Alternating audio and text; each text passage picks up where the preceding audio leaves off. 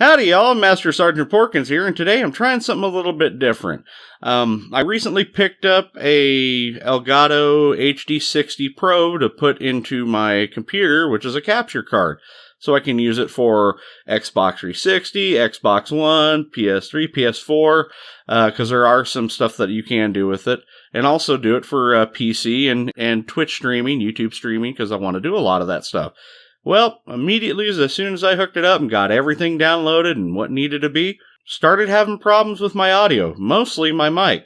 My mic started getting to the point it was so hot that I could talk about 10 feet away from it normally and it would spike. I mean, it would distort it really bad. So I started doing some research, finding different forums and stuff, figuring out what was going on, because apparently Elgato is not very helpful when you try to get a hold of them. Numerous people have tried to get a hold of them through their helpline or even looking on their website. You just can't really get the information you want. So I did a little bit of digging, working into it. Not to mention a certain Dick, my director in charge, gave me a few tips and helpful hints that they were able to find out throughout the way. So I'm here to show you a couple of quick ones and also tell you about a couple others that seem to work for people.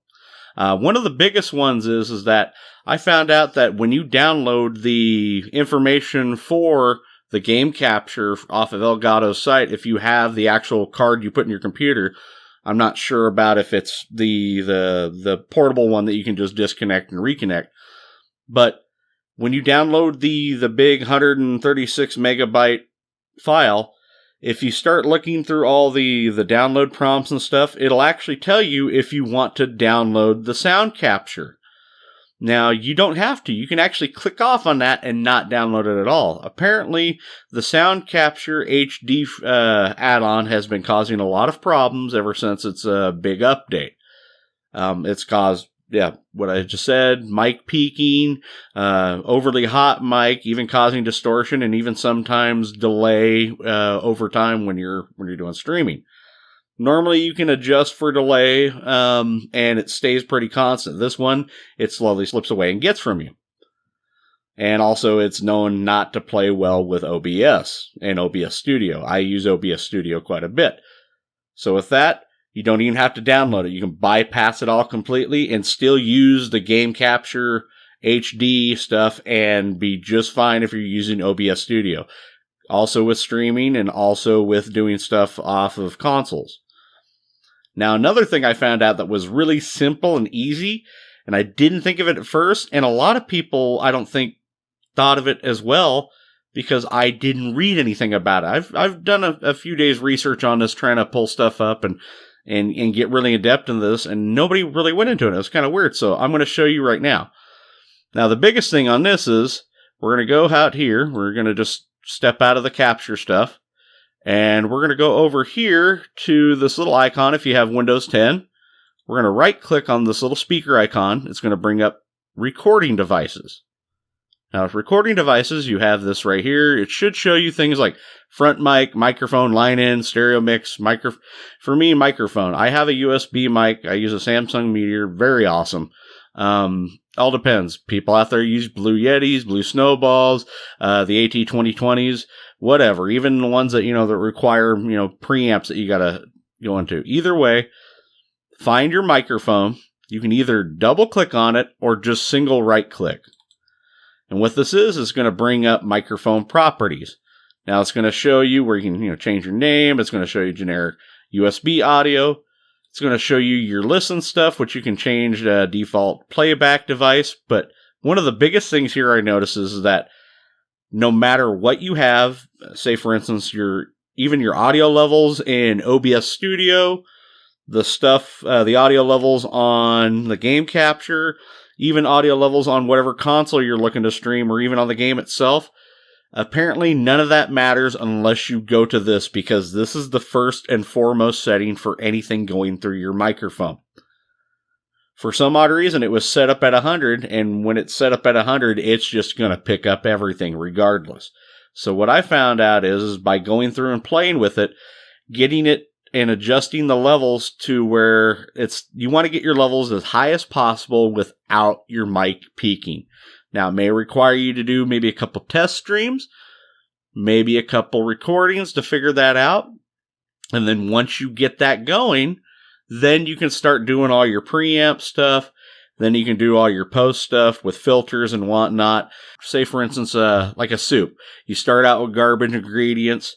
No matter how well you cook it and add stuff to it, it's not going to turn out that great. But if you start with really good ingredients from the get-go, odds are, at the very end, it's going to turn out really good. So as I said, this right here is going to be the first thing that you want to touch and actually adjust right here and get it to where you want to. My level is set right here at 88, which works just perfect for me. Not getting any red zone, not getting any peaking, spiking, whatever you want to call it. Now, another thing I've noticed too, that if you do have the sound capture, go to the advanced settings. Now, first, you can also check off a lot of different things here. There's actually a little menu that you can actually go and change the hertz level.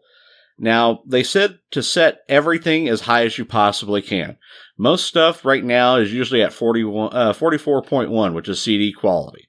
You want to set it to at least 48,000. That's what Elgato does recommend. Do the same thing with your console, whatever you're streaming, your OBS settings, or even XSplit. I actually heard this program actually works better with XSplit. But set everything is to the highest quality, which is 48,000, because they did say that if you have one of them even down to like 44.1 and everything's not on cue, it will actually cause distortions and lag and everything. So make sure to set it up as high as you possibly can, DVD quality. Now here's the kicker. Something called exclusive mode, and something I found out. Normally these two are checked off. The first one says allow applications to take exclusive control of this device. So that means as soon as you have sound capture on your computer or whatever device, it's going to automatically take control of it. Now, sound capture doesn't have as many options or doesn't do as well of a job as it should.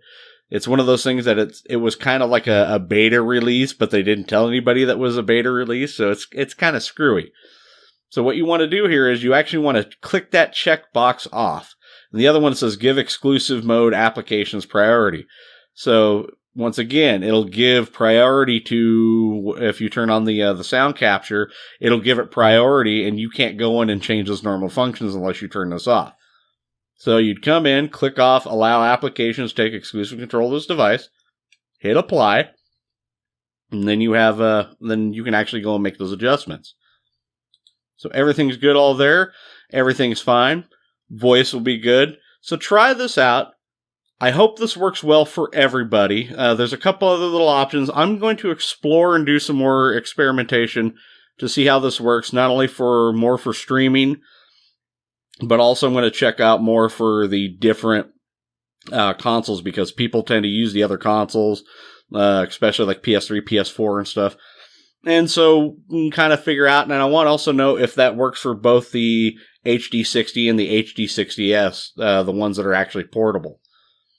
So I want to play with this. I want to find out, and I want it to not only help me, but I want it to help everybody else that sees this video. Because if you're going to be, playing with the Elgato stuff, you need to know this. I want your stuff to be as good as possible. So if you're going to spend that kind of money, I want it to be good. I mean, you want your stuff to be good, don't you? I hope this information is enlightening, and I hope it helps you out with everything. If you have any questions, or if you want to bring up some topics about this, maybe there's some things that I'm wrong about, I would love to discuss it with you in the comments. I don't have all the answers. Some people may have answers that I don't have, so I would like to get together and talk with everybody. So that would be a great thing, and then we can also make sure that everything else goes great. And then from there on out, so thank you guys for watching. I appreciate you coming on out. If you enjoy what you saw, hit that like button and give it some hell. And hit the notification button too, because I'm definitely going to do some more videos of this for how-to videos. Once again, leave something in the comments and we'll do something great. And I will see you guys in the next battlefield. Deuces!